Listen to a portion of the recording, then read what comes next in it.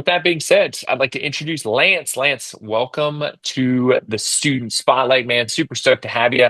Um, Lance, I don't want to steal too much of your thunder. I want to hear from you, right? Fill us in. What do you do for a living, and why the heck did you choose real estate as a path for investments? Yeah, yeah, sure. So I'm based in Houston, and I've Nice. been here, yeah, my pretty much the whole time. But I am an energy developer, and it's kind of a broad term. But what I do I was is gonna say right we now, need the some. past 4 years, We I've been doing renewable energy projects. But before that, I was in oil and gas. But it's you see a lot of the big solar farms, wind farms, and battery storage plants, and that's what I'm developing right now. And before that, oil and gas was the money maker. But yeah. So as far as my foray into real estate, it basically, right now we've got kind of an administration in Washington that isn't very friendly to renewables, and the last fair. administration wasn't very friendly to oil and gas, and so I just kind of started to get a little bit fed up with the instability and the politics of energy, and I was like, all right, I gotta do something to kind of take control of my own finances and real estate. After probably a little bit cliche, but I read Rich Dad Poor Dad about Hey, building assets, and yeah.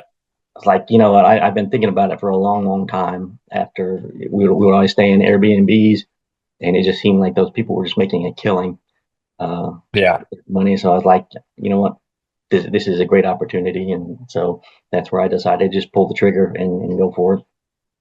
I love it, man. I'd always like to say, Rich Dad Poor Dad is like the gateway drug to real estate, right? After you read it, like you cannot be super stoked on real estate. Like it's just, if you're going to read it, you're going to be stuck. It's probably the most popular real estate investing book in history in terms of like getting people into the investing side. So that's Yeah, cool and so unique. Like I would have never thought. I mean, now that you say it, you're like, oh, that makes perfect sense. But the variability and the uncertainty in your job just strictly because of the administration that sits in the White House, right? mhm, You yeah, probably you switched out of oil and gas and like got into renewables and it was probably super easy and you were like, oh man, this is great, we're heading in the right direction, and then 4 years later it's like, oh shit, now we got to go in the other direction, right? It's just back and forth, huh? that's exactly it. Yeah, yeah, and I, That's- I was just like, God, that instability, yeah. instability is just getting old. Yeah, that's fair. I can appreciate that 100%. So now that you're knee deep in it, right, in the real estate side of things, you got your first deal closed end of last year, right? Yeah, yeah, exactly. Cool. Tell us about kind of your mindset going in. Were you looking initially for a rental property out of the gate? Were you wanting a fix and flip? Like how did you approach like going out and finding that first deal as a new investor? Yeah. So I kind of, the first thing was to get involved in the training program, the Rental Hmm. Property Pro, and kind of seeing what would be kind of the best way to build these assets up. And I started to think maybe it's going to be kind of a tiered approach. Start with single family, long term rentals to build that wealth long term, and Okay. as well as get some cash flow.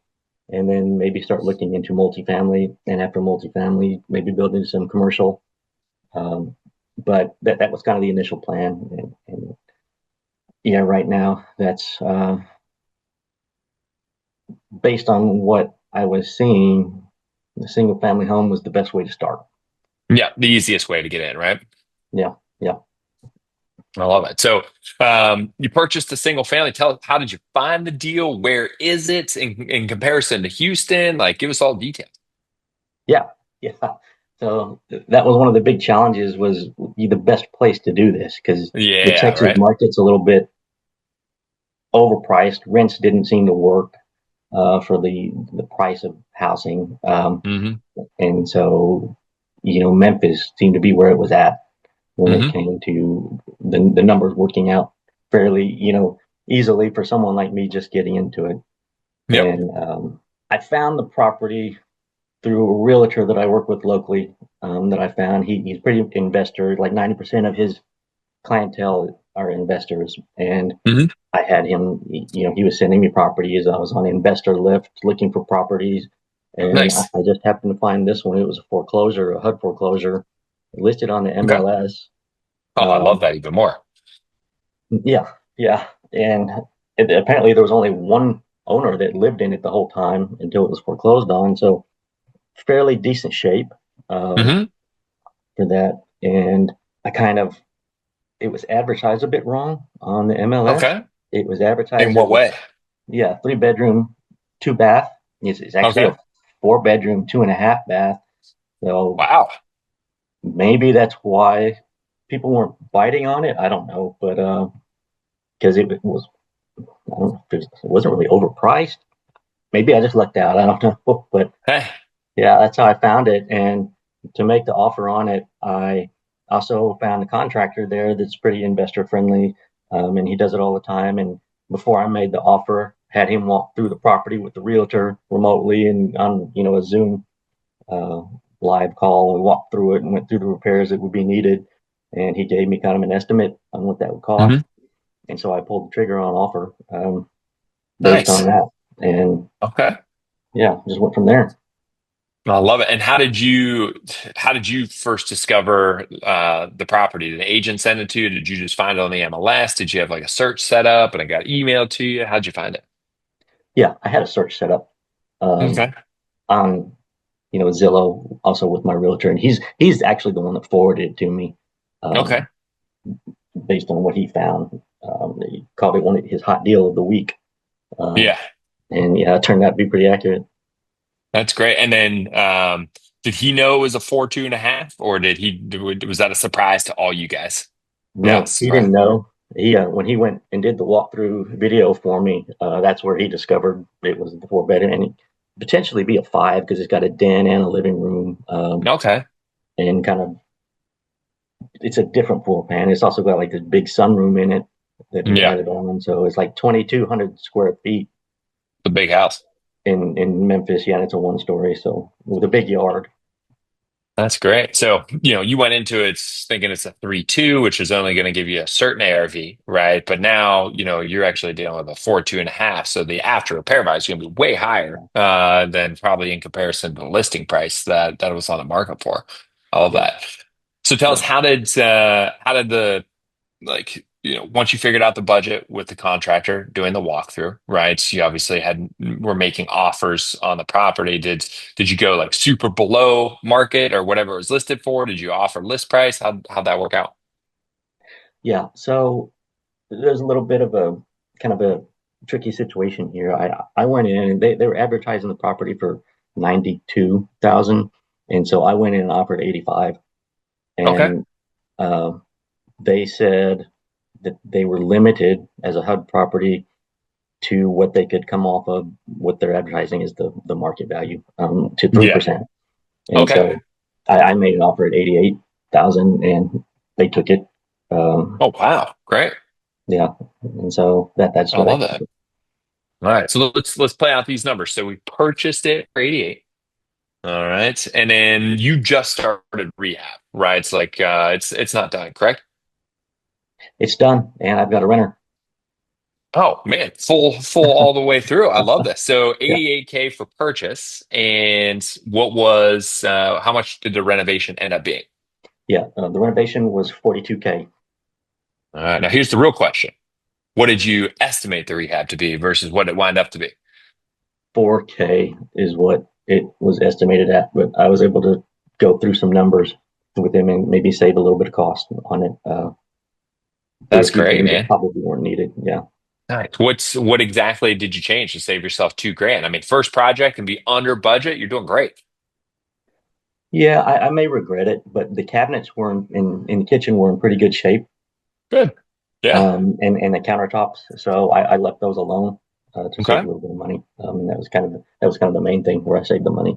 But and it probably would have come in cheaper, but I had to replace the HVAC Okay. system, and it was a 2 unit system, so Yeah. that price was kind of high. Um, so it would have been a lot better because it was a lot of just mostly cosmetic stuff that had to get fixed. Yeah. That makes But it sense. was in good Okay. shape. So Yeah. we're all in purchase and renovation, call it 130.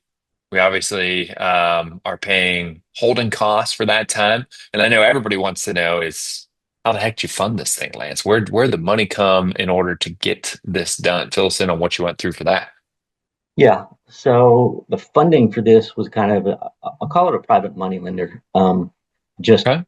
because it was a loan that I took Nice. out. But a few years ago, my dad had said I was looking to buy a car, and he goes, "Well, just borrow the money from me. I'll give you a cheap rate on it." And I was like, "What, are you a bank now?"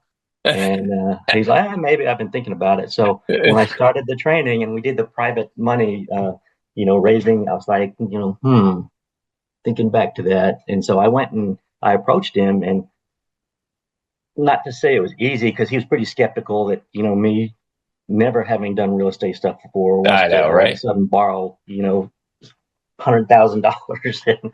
And I had to do some convincing, with That's the fair. stuff that he showed me, how it works out and how the money play out, or how the numbers play out. And I convinced him. So that he gave me a set amount of 100K, and I said 10% Okay. is what I offered him at. And after a while, started talking about the numbers. He was like, "Well, would 6% help you out?" I was like, Of "Well, course. sure it would." And so he offered me it at that. And so that's, some pretty low interest there. The rest of the money, I used a HELOC in my house. Uh, Nice. Okay. So you finance yeah, 100% of it. That's great. yeah, yeah. And Awesome. so just paid basically cash for the whole thing. That's And great. So he also agreed to do a balloon payment at, as soon as I do the refinance, I wouldn't owe him any interest payments until the refinance. And so the only thing I'm yeah, paying on is perfect. HELOC. That's great. That's great. So we got $100,000 private money loan. That's a real private money loan, and interest is held till you refi. Did you secure his loan by like in first lien position on the property and everything? Yeah, yeah, Good, good. yeah. Follow the rules. I like it. I will say your dad is way nicer than mine. A long story short, but I've been investing in real estate for 20 years. My father has invested with two or three other real estate investors that I introduced him to. He's probably been investing with those guys for like a decade and never has once been okay funding one of my projects. So you got a good dad there. Oh, Good good. stuff, man. I'll tell That's him. awesome. Well, now, hey, you got a new private money lender that'll carry you through this deal. And I'm sure he'll be way more open to funding more deals now that he sees the success on this one. So we funded Exactly. it with a private money lender and a HELOC, right? We're only paying monthly payments on, my guess is like an interest only HELOC. So the carrying costs are relatively low across the board, 6% interest on private money. Love that. Now we're all in, let's just call it with closing costs and everything, we're all in like 140 or something like that. That might be a little steep, but we'll call it 140. What's the house going to be worth when it's all said and done? Or now, I guess. Yeah. So I still have the appraisal to do. Hmm. But, one thing I've been talking to Ethan, and then also Perfect. another lender that's given me a pretty good rate Good. on the house, that he says, the appraisal, possibly no appraisal needed. But Oh, wow. Great.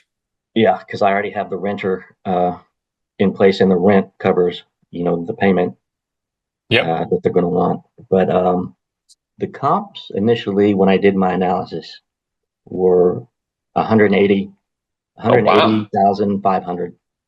Okay. And so the numbers I used was 180. Okay. That's what I used to run my analysis. And I just had my realtor pull the comps again to give a more recent Hmm. feel. And he came up with 198. Wow. All right. So we got Yeah. we got Yeah. potentially an additional $18,000 in equity, essentially, huh? Hmm. That's great. Yeah. Uh-huh. I love that. And then a lender that you're looking at. So we'll just do the math to kind of keep it nice and simple here. We'll do that together. So let's say we'll split the difference, right? We'll say instead of 180 or 198, we'll say it's worth 190, right? Let's say it's worth 190, right? 75% of that, we're going to be at 142,500, right? And if we're all in at 140, which is probably a little high based on, the cost of your capital, right? You're going to get all your capital back, right? Be able to pay off the HELOC, pay off your dad. and not have a single penny into the deal, which is absolutely awesome. Um, is that those numbers sound about right? Yep, sounds exactly right. Yeah. I love it, man. Congrats. That's huge. First deal under budget on construction, which never happens. That's fantastic, right? You gained potentially ten to $20,000 in additional equity from when you originally ran your comps, right? You on your first deal, you raised private money. Yeah, it's from your dad. To be honest with you, I think raising private money from family members is harder than raising it from complete strangers. And you funded 100% of the deal, got it done on time and rented out, all within, basically 4 or 5 months, which is, that's textbook across the board. Fill us in on how you rented it. Are you self-managing? Did you go out and get a property manager? How did you wind up doing that?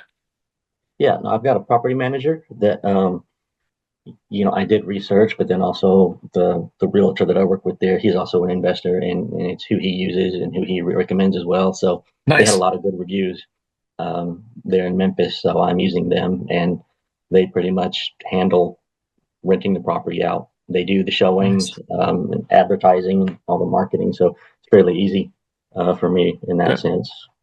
I love that. Who's the property manager? Rivertown, Oh yeah, Rivertown. Yep, Rivertown very Property familiar with them. Management. Yeah, Yeah, absolutely, man. Good, good. You found a good property manager for sure. So we got it property managed, it's rented. Last thing left is the refinance, and it sounds like you're already mid conversations with everyone there, and that should be kind of buttoning up in probably the next 30 days, huh?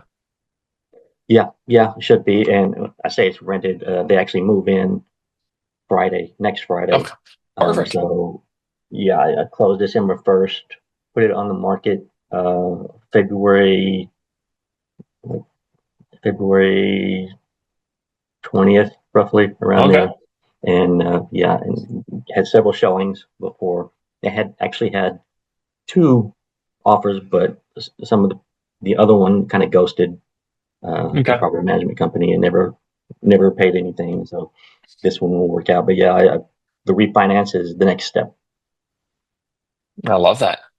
So we're almost fully complete the Burr cycle and process. It sounds like it's going to work out great. Looking back on that, right? Obviously, for the most part, knock on wood at this point, everything has gone, to textbook. What uh, looking back, like, what would you have told yourself, right, when you started this process that may have surprised you, or good, bad, or indifferent, right? What were things that came up that, you weren't aware of or weren't ready for that, you would want to advise yourself prior to jumping into it? Yeah, I think the one thing that I had a lot of surprises with was insurance costs. Okay. Um, I was getting quotes way higher than Okay. what I had, initially calculated, and it was starting to Okay. make me panic a little bit. And Okay. so, yeah, making the numbers where they weren't working, like instead of $1,000 a year, they were coming in at like $2,500 a year, Oh, and those it are was just, pricey. yeah, it was crazy. And so I was pretty frustrated with that. But I think persistence was key Hmm. here into calling everyone. Yep. I had, coaching calls, um, maybe get some recommendations, and then just kind of spend a lot of time on the phone. And I finally found a really good quote for both the builder's Awesome. risk and then the landlord policy. Good, good. And then was it through State Farm? That's usually who winds up with a good policy in Memphis. But who was it from? Who was it through? It is now. Now it's State Yeah. Farm. Yeah, yeah. Yeah, yeah. State Farm's they have Memphis on lock in terms of insurance rates. So State Farm's the place to be.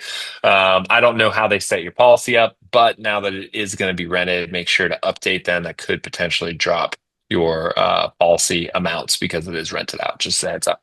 Okay. Cool. Awesome. So insurance, guys, that's a huge key factor because that will surprise a lot of people. Not all insurance companies are created equally, right? It's like you could go, you know, just down the street to Nationwide, right? Another major insurance company, and their rates will be twice as much. And the reason for that is it's just because um, they're not focused on rental property investors, right? It's like they'll insure it, right? But it's not their bread and butter for their portfolio, right? And because it's not their bread and butter, they're like, we'll insure it, but we're going to charge it for it, right? We don't like that risk, right? But you have to find a company like State Farm, or there's others out there as well too that that is their wheelhouse. That is what they like to do. They understand the risk and they price accordingly, right, in order to get business. So awesome on you, man. Just fortunes in the follow up and the grind when it comes to insurance and all those things, even banking relationships as well too. That's great. Um, so we're done with this deal. We figured out a best insurance policy. What's next? Fill us in. Like, are you gonna rinse and repeat this process? Do you have sights set on other investments? What's next, man? Yeah, rinse and repeat is the goal. Good. I'm more confident now that I found this deal. Yep. And so I'm looking at still probably guilty of being a little bit scared of big numbers on more Yeah. expensive properties, and maybe trying to get out of that comfort zone on some higher valued properties. Maybe jumping into the hard money lender type scenario that we're maybe able to work, but that's Yeah. also because this works out so well for I me know. in the type of financing that you know that's where I'm going to have to kind of look to see what I want to do. Yeah. But yeah, to get in another property here pretty soon, and then maybe even look at a duplex or a triplex, something like that. I love that, man. Yeah, and you found this off the MLS, right? So, people all the time are like, "Oh, we can't find deals." They're out there, right? You can buy them off the MLS all day. I mean, I just made an offer on a property on the MLS literally yesterday, so they're there. You just have to look for them at the end of the day. Now, if you were to what do you feel from a rental property pro standpoint and all the coaching, right? What was the most valuable, I think, piece to it all in order to kind of help you get to this point? What was that look like? Man, that's hard to really pinpoint to one You thing. can say multiple if you want. It's Yeah, fine. yeah, I think probably one thing that I really had a lot of trouble with was overestimating uh, rehab Oh, really? Okay. costs because I maybe watched too much HETV, and Yeah. the level of improvements that I have to make to a property for someone to want it's just on a Yeah. whole different level between rental versus flipping. And so, 100%. yeah, I had a lot of calls with Tim and Jen and Rob that really helped, kind of bring those down to earth with, kind of the level of improvements that should be made for a rental property. Yeah. Yeah. So that That was makes probably the biggest takeaway I have. And then just even running the numbers to decide what's a good deal and a bad deal, because this was a good deal that I found, but there were several ones that weren't going to work out very well hmm that I just kind of decided to just kind of throw in the garbage because the numbers didn't add up despite how good the property looked. Yeah. And I love that, right? I mean, having someone looking over your shoulder, right? Saying, yeah, that might work, but let's think about this. Or no, that's actually a really good deal. You need to make an offer on that now, right? Just to quell that newbie fear of, man, is this a good deal or not? Like the numbers seem like they work, but what am I missing, right? Because as a new Mm-hmm. investor, the first thing you're thinking about, like when the numbers do work and you're like, wow, I think this is a good deal. The first thing goes in your mind is, what did I forget? What did I screw up? Right? It's because these Yeah. numbers shouldn't look this good, right? Like, why is that?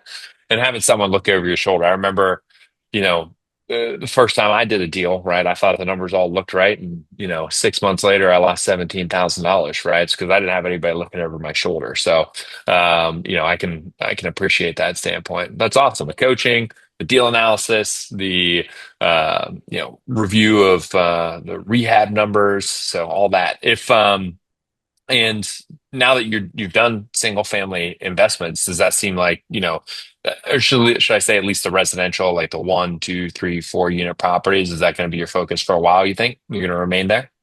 Yeah, I do think I'm going to remain there for a while. I've got a goal ultimately is to retire a little bit early, and so I want to get some equity built up in some properties. Um, hmm and I think really the first thing I want to do is get real good at the single family scenario before I move on Yep. to something else. I love that. And let's talk about that goal, right? You want to retire early. I'm sure there's probably like an asset or like a cash flow number you're looking for. Like, share with us what that goal looks like for you. Yeah, it's mostly from an asset standpoint, point of view. Having that to be able to retire early because I don't necessarily want to leave my job. I like my job for the most Mhm. part, but being able to You can't love it all. yeah have kind of a safe scenario if getting laid off or something like that were to happen, Yeah. to not have it just absolutely financially kill me, Yeah. and have something to help out. And so the the replacement salary probably wouldn't really be needed for another 10 years. So I think that gives me a lot of time to use my job now, Yep. and the money it provides to be able to build that. I love it. So the next 10 years using your 9 to 5 job to help fund the investment piece, right? So, if you think about it, right, just spitballing here, right? Let's just say we continue down this single family route, right? And, we do one property a quarter, right? Which, I think is very doable now that you've gotten through the first one. It was successful. You kind of know the ropes, right? That's 4 houses a year. I mean, that's 40 houses over the course of the next decade, right? And, you get anywhere close to that 40 house number by the time you retire, you're going to be set. Retirement will not be a problem whatsoever, which is awesome, especially as well as all the equity you're going to build over that timeline. I love that. Yeah. Um, any piece of advice that you would give to someone who is just nervous, right? About, making that first offer or jumping into that first deal because of, one thing or another, whether it's money or the numbers or anything. What advice would you give them, if any, on how to best navigate getting over that hump and just doing it? Yeah, I think Nike said it best, to be honest with you, is just do Yeah. it. I mean, don't do it haphazardly, of course, but Yeah. you just got to take action and put yourself out there and kind of trust your numbers, trust the coaching numbers, and most of all, trust yourself that Hmm. you're doing it right. And at the end of the day, if you lose some money, just do it again until you don't.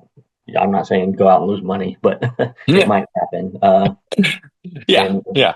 you can't be so scared of that. Absolutely. And I mean, every investor, like we can just say the word investor, right? Because it doesn't matter if it's real estate, if it's stock, if it's crypto, if it's any type of investment that you make, you do it long enough and you do it enough, you're going to lose money. Like that is the brass tacks of it all, right? It just comes down to if you are going to lose money, how much, right? And I always tell the coaches inside of Rental Property Pro is, guys, we're not really here to make our students successful, right? Our students are going to be successful on their own. Success is their responsibility. What we are here to do is to make sure they don't make any business ending decisions, right? It's like buying a deal that doesn't work, or buying a deal that the rehab's 3 times its cost of what they estimated, right? And that's the biggest thing is like, hey, how can we reduce the losses, right, and maximize the successes, which is on you guys, which I love. Awesome, man. I love that. Well, Lance, it's been a pleasure. Congratulations, man. Absolutely killer job on your very first deal. Rock star level. Raised 100% of the deal, right? Whether it's from private money or a HELOC, right?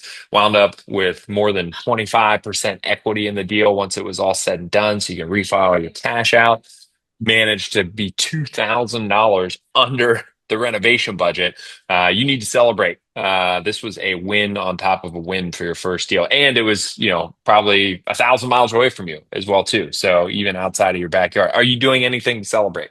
I'm a little bit of a pessimist, so I'm kind of waiting till it's all said and done. I want that Fair enough. appraisal to come back. But if the I appraisal was comes gonna back say it's okay, then already I'll rented celebrate. out, man. You're cash flowing, and we're still worried. All right, fair enough. Fair enough. Okay, so we won't think about celebrating till the appraisal's in the door. That's fair. That's fair. Yeah, Good enough. Cool, man. yeah. Well, thank you again for your time. Amazing job and all the success. I'm excited for me, Rob, and Tim, and Jen, and Ricardo to help you do 50 more of these. That's the game plan. I think we had a couple questions, if you don't mind. Victoria, I see you got your hand up. What do you got for Lance? So, question, this is for the whole group. When Okay. you guys were talking about insurance, the Mhm. insurance that you guys were talking about, is it different than the home insurance that you have to get on every house? No, so you're going to get what's called non-owner occupied insurance policy on your rental property. Okay, and that's just like a normal homeowner's insurance policy, but one for you're not going to live in, right? That's number one. There is a secondary one that Lance had brought up called builder's risk. Usually, depending on the size of the renovation on the property, right? Especially if you're doing something structural, or you're replacing a roof, or you're adjusting a foundation, or you're expanding the footprint of the home, like major construction, you'll get what's called a builder's risk policy, and that's specific to insurance. It's on the property, right? Just like normal insurance, but it's specific for construction, right? In terms of what it provides in terms of insurance. Okay, because on my rental property, I just have the regular, home insurance. So I really do need, so I should change that over to the non-owner occupancy, you said? My guess is if you're calling it a normal insurance policy, the insurance company is calling it a non-owner occupied insurance policy. Does Okay, because yeah, I didn't, that make sense? Have you ever lived in the home, Victoria? no. Mm-mm. Okay. So then it started, yeah. So then the policy's a non-owner occupied insurance policy. You should be good. Okay, all right. Awesome. Anybody else have any questions for Lance? Yeah, me, Coach. Congrats, Lance. You mentioned that you use equity money for the rehab. Is there a limit? When do you have to pay that equity money back? You mean the HELOC? Yeah, the Yeah. HELOC. The HELOC. Yeah, so that's a monthly payment, and they just charge basically the interest on it. So for $42,000 is what I withdrew of an available. I just took out 175,000 from my personal home, and you have to make a monthly payment on it, but it's fairly small for that amount. So 42,000 ended up being about $350 a month Yeah. uh, that I have to pay. And that's interest only, correct? That's interest only, right? And when do you have to pay that money back? The 43,000. Oh, okay. Yeah, so that's a good question. I think I see what you're saying. Overall, the 42,000 has to get paid back in within 5 years. And then at 5 years, that's when you start paying down the principal. So you don't technically have to pay it back in that 5 years. Once you hit 5 years, that's when you have to start the principal payments. And that extends out for like 20 years if you wanted to. But my goal was not to do that. My goal is to just get it all paid back as soon as I refinance the house, Yeah. the property. So the longer you wait to pay that, of course, you have to pay monthly payments on interest, correct? Yeah. Okay. Yeah. Yeah. So you want to pay it faster. Okay. Thank you so much. Yes. Yeah. That's right. Perfect. Yeah. Thank you. So Absolutely. good. Yeah, HELOC is such a really good loan tool to invest in real estate because HELOC's designed to be used and paid back, used and paid back. There's usually like an open period, as Lance just talked about, 5 to 10 years, where you can utilize the equity in your home to, do home improvements or to invest in real estate, right? Like I love using it because it's interest only, it's super cheap, it's designed to be used and paid back, every 4 to 6 months. So it's a perfect product for something like that. I think that's all we got on the question front. Let me check chats. I think we're good. Awesome, Lance. We did it, man. Thank you again for your time. Thank you again for putting faith and trust in the Rental Property Pro team. I think you have been the model student. You knocked it out of the park, dudes. And I can't wait to help you do 50 more of these things and just see the success grow. But great on you. Enjoy your week. I know we can't celebrate yet. We got to wait for the appraisal to come back. But when it does come back, we'll talk about a celebration. All right. Yeah. Sure. Yeah. Appreciate Congrats. it. Ask your Awesome, father if man. he can talk to me. And congrats, Lance. Bye. Thank you. Good job. Awesome, guys. Well, you guys enjoy your Friday. Have a good weekend. I'll talk to you guys later.